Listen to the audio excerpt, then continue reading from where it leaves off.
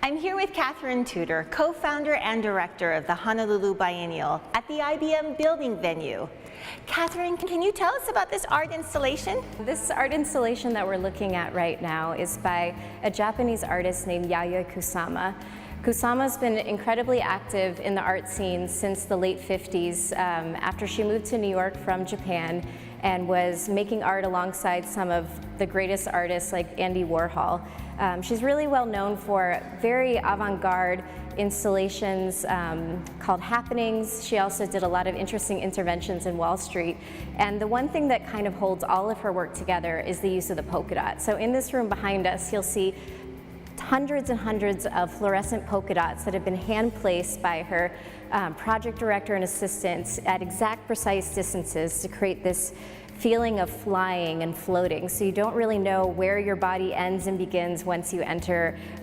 Some people think that there's different kinds of clear walls once they walk in, so it's really interesting to see how these polka dots distort space. Tell us about the artist's personal life and how it affects her art. Yayoi Kusama has been painting ever since she was a little girl, and one of her earliest drawings that people believe was of her mother was a woman in a kimono. She obliterated the drawing with little dots just covering it, and that was the first sign that people started seeing these polka dots in her drawings, and it actually was a manifestation of her mental illness that really became apparent in her later life.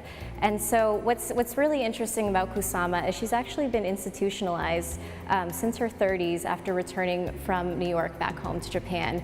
And every day she leaves her institution and she walks to her studio where she paints up to 12 hours a day. I understand her work sells for millions of dollars. How were you able to bring her work here to Hawaii? Well, there's a couple reasons. Kusama was incredibly generous of spirit when she decided to participate in the biennial. And we made that connection via our curatorial director, Fumio Nanjo, who's kind of like the rock star of the art world. So he's the director of the Mori Art Museum in Tokyo, and he reached out to her and told her that he was directing this new biennial in Honolulu. They've been old friends and colleagues for years, and she very happily agreed. So we're very thankful to her and her studio for taking time for a startup biennial to be a part of this. The installation at Foster Botanical Garden is called Footprints of Life.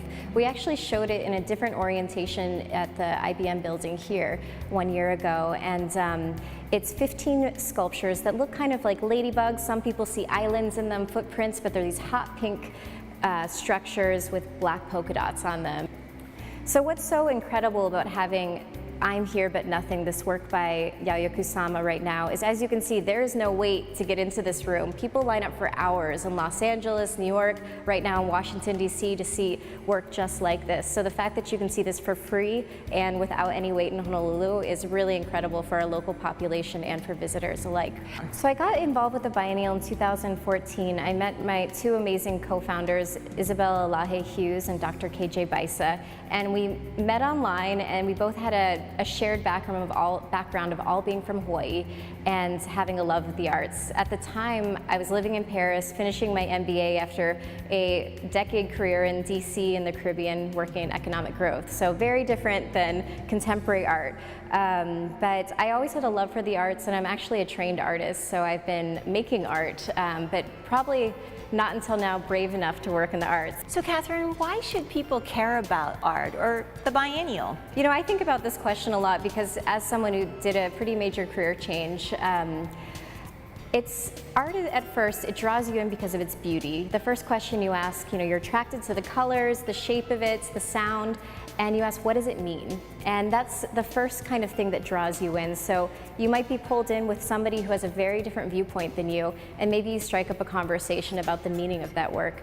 And that is why art is so important to me, because it brings people of many different backgrounds and walks of life together to talk about sometimes very difficult issues, and sometimes they're simpler issues, just having a beautiful experience together where it brings you joy and laughter, or other hard-hitting issues like climate change and other things that we're dealing with on a daily basis.